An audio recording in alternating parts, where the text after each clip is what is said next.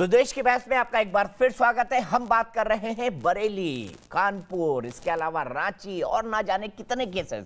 केरल में तो केरल के सायरो मालबार चर्च ने अभी 15 जनवरी 2020 को ही कहा है कि नॉर्थ केरल में कई लड़कियां जबरन लव जिहाद का शिकार हुई हैं और इसके बाद शादी के बाद ईसाई लड़कियों की हत्या कर दी गई।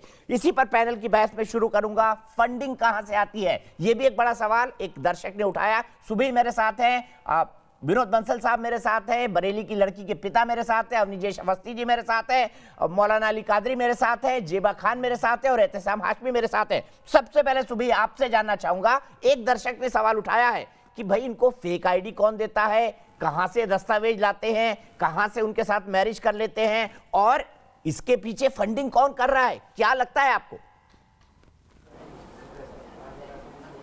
माध्यम से एक तो मैं सारे देशवासियों को ये मैसेज देना चाहती हूँ कि जितनी भी भारत विरोधी मानसिकताएं हैं ये गठबंधन में काम करती हैं, काम जिहादी कर रहे हैं, काम लव जिहादी कर रहे हैं, लेकिन वामपंथी, नक्सलवादी, माओवादी, इंटेलेक्चुअल टेररिस्ट, अर्बन नक्सल्स, जिहादी संगठन, इंटरनेशनल पावर्स, विधर्मी राजनीतिक पार्टियां सब एक हो जाती हैं, सब एक होकर एक दूसरे की मदद करती हैं। मुद्दा चाहे वो एनआरसी हो, सीएए हो, हाथरस हो, लव जिहाद हो, आप कभी भी ये देखिएगा कि इन लोगों की एक होने की मानसिकता है और हम लोगों को ये दलित, मुसलमान और जातियों में बांटने की कोशिश करते हैं ताकि इसी तरह से हमारे भारत के खिलाफ एक एजेंडा चलाते रहें।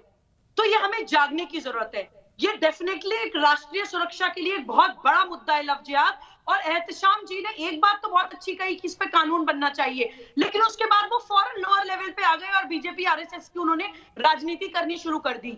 देखिए, मैं एक बात बोलना चाहती हूँ दीपक जी, कानून तो डेफिनेटली बनना चाहिए, लेकिन ये जो पूरा एजेंडा है ये बहुत कोवर्ट वे में होता है। कई बार ये इतना इंसीडियस होता है कि इसमें सामाजिक जागरूकता फैलाना बहुत जरूरी है। बहुत सारी लड़कियां मेरे पास आती हैं, आज मैं कुछ लड़कियों को चैनल पे बैठाना चाहती थी आपके साथ, वो ये मानने को ही तैयार नहीं है कि उनके साथ लव जिहाद हुआ है, क्योंकि इतनी इमोशनल ब्लैकमेलिंग करके किया जाता है, उनके साथ टॉर्चर हो रहा है, मारपिटाई हो रही है, धर्म परिवर्तन का उनके ऊपर दबाव बनाया जा रहा है, लेकिन वो समझ नहीं पा रही कि उनके साथ क्या हुआ है। तो इसमें सामाजिक जागरण की, टीवी डिबेट्स की भी जरूरत है।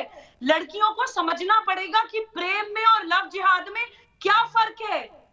मौलाना अली कादरी कुछ कहना चाह रहे हैं। मौलाना अली कादरी जी, क्या आपको लगता है प्रेम और लव जिहाद में कोई फर्क है या लव जिहाद बीजेपी आरएसएस ने बना दिया है? साहब, लव जिहाद तो आप बनाए हैं, बीजेपी आरएसएस से ज्यादा आप इस पर मेहनत कर रहे हैं। अच्छा। और एक आपसे मेरी विनती है, ये सुबही खां को जो है आईबी का चीफ बना दीजिए, क्योंकि बहुत इंफॉर्मेशन इनके पास है।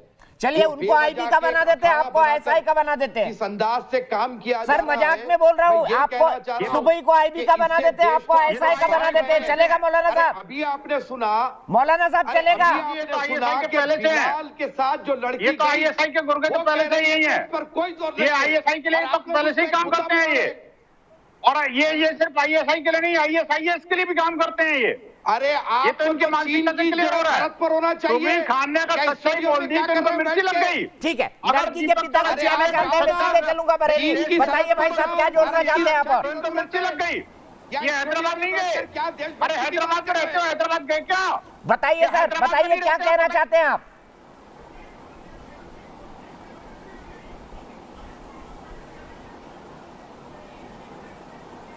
आपको मेरी आवाज मिल रही है? मैं सबको काट के आपके पास आया हूं। आप कुछ कहना चाहते हैं, बिल्कुल जोड़िए, आपका हक बनता है और हम चाहते हैं आपकी आवाज लोगों तक पहुंचे। हेलो हेलो, हाँ बोलिए जनाब, बोलिए, आपकी आवाज आ रही है। हाँ, अरे भाई साहब, मैं सबसे पहले तो ये कहना चाहता हूँ कि जब पीड़ित परिवार के लिए बात हो रही है तो यह राजनीतिक मुद्दे को थोड़ा बंद कर दिया जाए। बिल्कुल सही कह रहे हैं। यहाँ पे जो लोग डिस्कशन कर रहे हैं वो राजनीतिक मुद्दे पर मुद्दों पर ज्यादा डिस्कशन कर रहे हैं। अच्छा, दूसरा जो है, मैं जेबा जी से और हाशमी जी से भी कुछ सवाल करना चाहता हूँ। पूछिए, बिल्कुल पूछिए। मैं इनसे ये कहना चाहता हूँ कि जब इनके धर्म में कोई आदमी एक्सपायर होता है तो उसे दफनाया जाता है। इनके यहाँ जब कोई खाना वगैरह बनता है तो उल्टे तवे में बनता है। इनके यहाँ जब कोई शादी होती है तो लड़की वाले की बजाय लड़के वाला प्रस्ताव भेजता है। तो ये शादी वाले में इन लोगों ने ये क्यों नहीं मतलब नियम बनाया है कि मतलब मुस्लिम लड़के जो है पंडित बन के या क्या कहते बनिया बन के या तिलक लगा के जो है इस तरीके से शादी क्यों रचाते हैं? इस पर इन लोगों ने क्यों नहीं अपने धर्म में कोई कानून बनाया? संगीन सवाल है। अब इनको बीजेपी आरएसएस का मत कहिएगा, पीड़ित परिवार है जो देखिए बिल्कुल मैं बीजेपी आरएसएस का नाम मुझे ये नहीं होता है ना कि मैं एक सॉल्यूशन देता हूं आपको। Let me answer this question. Deepak भाई साहब, let me answer this question. बिल्कुल बोलिए सर। मैं जितने भी पैनलिस्ट यहाँ बैठे हैं, हमारी छोटी बहन सुबोही जी यहाँ बैठी हैं, प्रोफेसर आदरणीय प्रोफेसर अवस्थी जी बैठे हैं, हमारे संघ के प्रचारक महोदय भी यहाँ बैठे हैं, इनका नाम क्या है मुझे पता नहीं।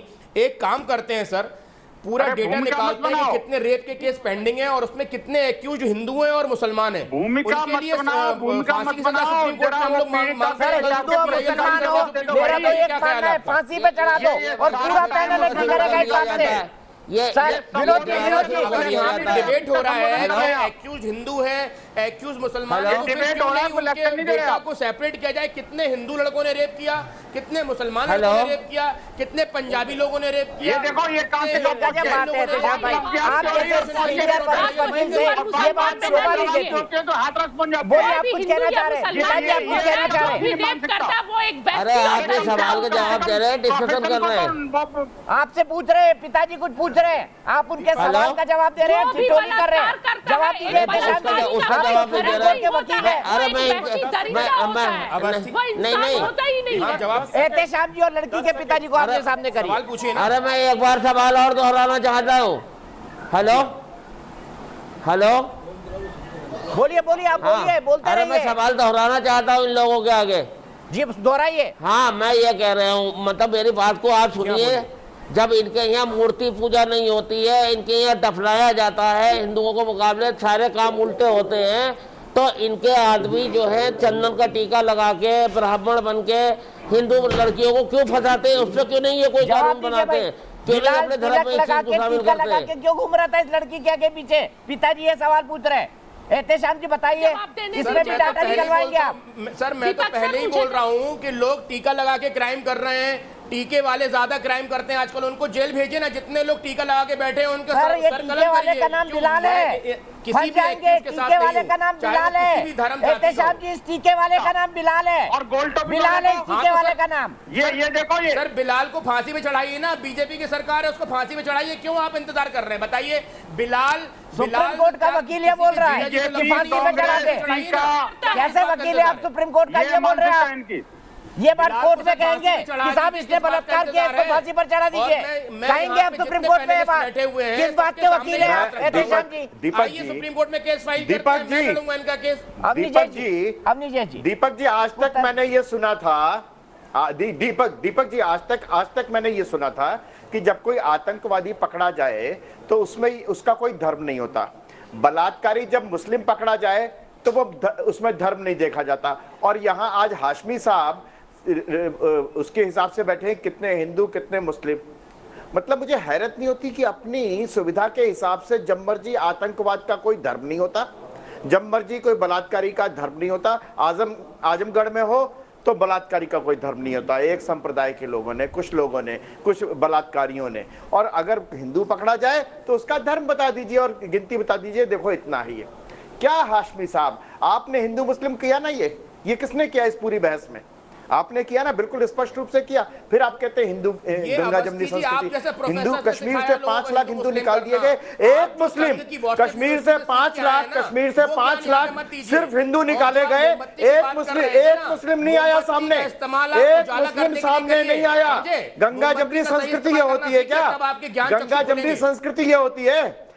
कश्मीर से अरे भैया मेरे एग्जांपल दीजिए कि आप गंगा जमुना तहजीब को मानते हैं। बताइए, आपके पास क्या सबूत है? ही नहीं, मैं अंधा हूं आपके हिसाब से, आपके हिसाब से तो अंधा हूं मैं आपसे सिर्फ एक मैं आपसे सिर्फ एक सवाल पूछ रहा हूं।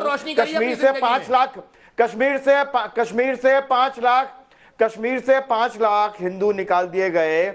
इस गंगा जमनी संस्कृति के देश में एक मुसलमान मोमबत्ती लेके बाहर नहीं निकला, एक मुसलमान मोमबत्ती लेके बाहर नहीं निकला कि क्या हो रहा है मेरे हिंदू भाइयों के साथ, उनको क्यों मारा जा रहा है, उनकी लड़कियों के साथ क्यों बलात्कार किया जा रहा है। मुझे पता नहीं था कि मुझे आपको सर्टिफिकेट दिखाना पड़ेगा कि मैं क्या कर रहा हूँ क्या नहीं कर रहा हूँ। चलिए सुबह निकालते हैं मोमबत्ती का जुलूस। आगे ना सर्टिफिकेट पे, आगे सर्टिफिकेट पर, आगे सर्टिफिकेट पर, आगे ना सर्टिफिकेट पर, आगे सर्टिफिकेट मोमबत्ती पर का सही इस्तेमाल करिए अवस्थी जी, उससे आपकी जिंदगी में उजियारा आएगा। ठीक है सर, ये मोमबत्ती जो है ना सेक्युलर ब्रिगेड को मुबारक हो। अरे मोमबत्ती से रोशनी नहीं आती, आंखों में रोशनी होनी चाहिए, आंखों में रोशनी होनी चाहिए। जो है संघ ब्रिगेड लालटेन लेके चल लो, मोमबत्ती जला के चल लो, जिसके पास आंखें नहीं है ना उसको मोमबत्ती जलाने से कोई फर्क नहीं पड़ता। जिसके पास आंखें ही नहीं है उसके पिताजी कुछ कहना चाह रहे हैं, बताइए। जल्दी से आखिरी कंक्लूडिंग कमेंट विनोद बंसल का लूंगा, बताइए। जिसके पास आंखें हो।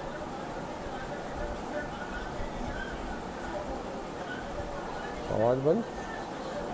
सर बताइए क्या कहना चाह रहे हैं आप, हेलो बताइए क्या कहना चाह रहे हैं आप, हाथ उठा रहे तो बोलिए अपनी बात। हेलो, हाँ हाँ हाँ, मैं ये कहना चाह रहा हूँ कि जो ये लोग मतलब नियम बना रखा है इंडिया के अंदर कि 18 साल से ज़्यादा की लड़की बालिग मानी जाती है, बालिग मानी जाती है। लेकिन आप ये बताइए 18 साल की लड़की पर क्या आदमी दबाव नहीं बना सकता, या उसे डरा धमका नहीं सकता, या उसके बयान नहीं बदलवा सकता, या लड़की को हमारे साथ भी 3-4 घंटे बैठा रहा जाए। भाई 7-8 दिन से वो उसके साथ है, 2-4 दिन हमारे साथ भी रखा जाए, तब हम बताएं कि उसके खिलाफ बयान देती है या नहीं देती है। उससे तो उसे कोई मतलब ही नहीं है। लेकिन सबसे बड़ी बात यह है कि हमारे देश का कानून इस तरीके का बना हुआ है कि हमें मौका ही नहीं दिया जाता लड़की से मिलने का। हमें भी तो लड़की से मौका मिलने का दिया जाए। मैं सीधे विनोद बंसल जी के पास जाता हूं क्लोजिंग कमेंट के लिए। विनोद बंसल जी, सीधा सवाल है, आप खुद संघ परिवार के मेंबर हैं, आप लव जिहाद पे हल्ला मचा रहे हैं, क्यों ना आपकी सरकार कार्रवाई करे? क्योंकि जब संसद में पूछा जाता है तो सरकार कहती है लव जिहाद जैसी कोई चीज है ही नहीं। नहीं, दीपक जी बहुत गंभीर मुद्दा उठाया और मैं इनका सम्मान करता हूं। वास्तव में इन्होंने जो प्रश्न उठाए बहुत गंभीर प्रश्न उठाए हैं। 3 प्रश्न इनके बड़े महत्व के हैं। एक तो ये फ्रॉड करके शादी क्यों करते हैं, दूसरी बात ये कि ये जो इस्लामिक मान्यताओं को मानने वाले लोग विधर्मी मान्यताओं पर क्यों विश्वास करते हैं, तीसरी बात ये इन्होंने जो कही कि भाई आखिरकार इनके खिलाफ कानून क्यों नहीं बनता, और चौथी और महत्वपूर्ण बात इन्होंने लास्ट में जो कही कि आखिरकार फंडिंग कहां से आती है। तो मैं आपको सारी बातों का जवाब एक बार देता हूं। देखिए, जो फंडिंग की बात है वो पीएफआई जैसे संगठन का जो पैसा इसमें लगा हुआ है। आपको पता है कि अभी जो वहां जो केरल की लड़की थी हादिया, जिसको बना दिया गया, उसके लिए कितने लाख रुपए कांग्रेस के नेता को हायर करने में लिए थे सुप्रीम कोर्ट में उसको लड़ने के लिए, और उसको पीएफआई ने पैसा दिया था। तो पीएफआई, एसडीपीआई और पेट्रो डॉलर जो आ रहे हैं उनके माध्यम से इन लड़कों को खरीदा जा रहा है। और ये मुसलमान लड़के, अभी हमने एक लड़का लव जिहादी पकड़ा था और लव जिहादी ने वाकई ऑन एयर कबूल किया कि मुझे 2 लाख रुपए मिलते हैं एक लड़की को फंसाने के लिए, और ऐसी मैं 20 लड़कियों को फंसा चुका हूं। 40 ऐसे गुर्गे इसमें पूरे क्षेत्र में काम कर रहे हैं, और एक मदरसा जो है, मदरसा का संचालक इसको पूरा हवा पानी देता है, और वो वाकदा उसकी फंडिंग करता है, और हम लोगों की चिंता करता है अगर कोई कानूनी कोई अड़चन आती है तो उसकी भी। मैं आपको बताऊं, देखिए संसद में कानून बने, इसके लिए विश्व हिंदू परिषद ने अभी 4 ही दिन पहले एक प्रेस नोट जारी किया। हमने भारत सरकार से मांग की है कि इसके खिलाफ कठोरतम कानून बनना चाहिए, और वास्तव में जो बातें आई है कि स्पेशल मैरिज एक्ट में संशोधन होना चाहिए, वो भी बहुत जरूरी है कि आखिरकार जो व्यक्ति जब शादी करता है तो शादी से कुछ समय पहले और कुछ समय बाद तक उसका धर्मांतरण नहीं होना चाहिए, किसी भी कीमत पर नहीं होना चाहिए। मयूर भानुशाली मुंबई से क्या हमारे साथ जुड़े हुए हैं, और इसी बीच आप दिखाइए रिजल्ट्स, मुझे रिजल्ट दिखाइए, क्या कहते हैं हमारे दर्शक, क्या कहते हैं हमारे दर्शक देश की बहस के आज के सवाल पर। लव जिहाद के पीछे कौन है, क्या इसकी जांच होनी चाहिए? देश की बहस के 100% दर्शक कहते हैं इसकी जांच होनी चाहिए। क्या मयूर भानुशाली हमारे साथ जुड़े हुए हैं? सीधे चलते हैं मयूर के पास। मयूर, आपने पूरी बहस देखी, क्या कहेंगे? आपका आज की तारीख में कंक्लूडिंग कमेंट इस बहस पर क्या है?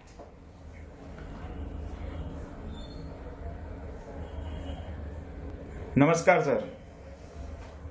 सर, मेरा यही कहना है कि जो लव जिहाद के ठेकेदार बैठे हैं, कभी उन लोग ने कोई ऐसा फतवा जारी किया जब ऐसा लव जिहाद का कोई केस बाहर आया? ठीक है, वाकई बड़ा आपका वाजिब सवाल है। मौलवी साहब, कोई फतवा जारी किया आपने लव जिहाद के खिलाफ, या जारी करने के लिए लिखेंगे देवबंद को? उनकी तो फतवा काउंसिल है पूरी। साहब मैं देवबंद को नहीं लिखूंगा, मैं पार्लियामेंट को लिखूंगा कि इंटरकास्ट मैरिज खत्म कर दो, ताकि हिंदू भी सेफ हो जाए, मुसलमान भी सेफ हो जाए, और जितने मंत्री बड़े बड़े फिर बकवास। मौलाना साहब इसको बोलते हैं, इसको बोलते हैं कद्दू और अंगूर की तुलना करना। आपसे कहा जा रहा है लव जिहाद के खिलाफ लिखिए, आप कह रहे इंटरकास्ट मैरिज खत्म कर दीजिए। सुबह ही 10 सेकंड आपके, इसको कहते हैं कद्दू और अंगूर की तुलना करना। आपको कद्दू और अंगूर की सब्जी बहुत अच्छी लगती होगी मौलाना साहब। दीपक जी, कादरी साहब तो जब भी जबान खोलेंगे जहर ही उगलेंगे।